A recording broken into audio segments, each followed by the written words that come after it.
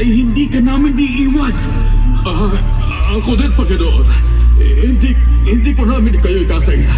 Panginoon, kahit na magpatay kasama ninyo, hindi ko kayo ikakaila. Pedro, katotohanang sinasabi ko sa iyo. Sa gabi rin ito, bago tumilaok ang manok, 3 beses mo kong ikakaila. Hindi ko na kayo tinatawag ng mga alipin, sapagkat hindi alam ng alipin ang ginagawa ng kanyang amo. Sa halip, tinatawag ko kayong mga kaibigan. Mag-ibigan kayo gaya ng pag-ibig ko sa inyo.